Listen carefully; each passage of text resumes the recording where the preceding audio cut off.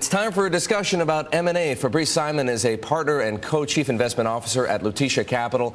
He's a former private equity investor and an advisor to the French finance minister. He's with us now to discuss all of the situation, not just what we have been hearing from GE, but also the news about Yahoo. Perhaps, Fabrice, let us start with that situation in corporate America. GE is really anecdotal, emblematic for what's going on out there. Survived the credit crisis, a little bit damaged, albeit, but in the course of that, built up a much more solid balance sheet, has cash to spend. GE's been spending it. Some other companies have. What do you expect to see from corporate America? How is this going to play out?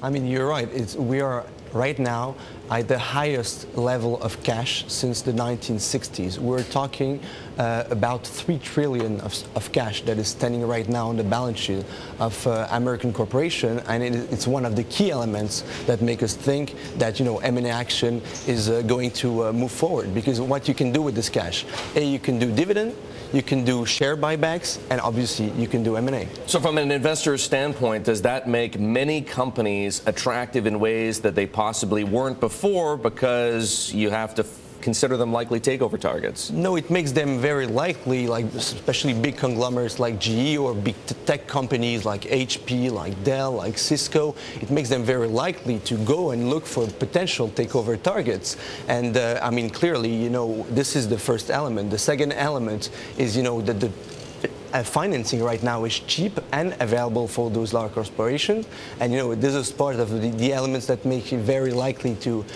get some new M&A deals done. Okay, so if you look out, can you envision the kind of pace that we might see M&A at, say, over the, I mean, we don't have too much left in this year, but as we look into 2011, is it only going to accelerate? Oh, for sure. I mean, there's going to be a strong pickup in M&A action in the next few months and in the next few years. All the conditions are gathered, and I expect that certain specific sectors is going to be even more like tech, like energy, like healthcare as well. Okay, let's talk about tech, because the Yahoo story is one that really captured the headlines yesterday.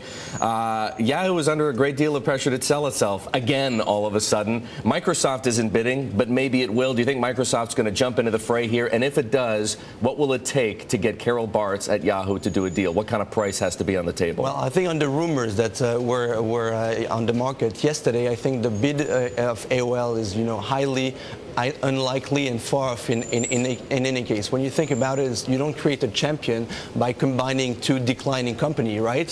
So, and if you think about it as well, AOL 3 billion market cap, Yahoo 21 billion market cap, so it should be all the way around. And frankly speaking, I think it's unlikely. You know, in terms of valuation, because you were talking about it, you know, I think that if Yahoo has to sell, the right price probably would be no less than $23 per share, clearly. Microsoft bid 33 at one point. Exactly. Do you think Steve Ballmer is interested in Yahoo at 23? I mean, they're certainly looking at the situation. As you said, they bid for 33. I mean, probably Yahoo should have sold that price a couple. But you just talked about Yahoo being a declining company. Should anybody buy it at all? Should they just leave Yahoo, or maybe break it up, take the good stuff, and leave somebody else to handle the mess? It would certainly make sense for private equity to take over Yahoo, because probably there's a lot of room for improvement, because, you know what, the principal assets, I would say, is the brand. You know, like, for example, in Japan, Yahoo is not even operating its own system. You know, it's just delegated to an outsource to Google. So I think the main asset right now is the brand. Well, Fabrice, you ought to know, having come from private equity, helping to run a fund with 8 billion euros in assets. Now you're in the hedge fund world, and we look forward to seeing what you do. Thank you very much for being with us. Fabrice Seiman of Lutetia Capital.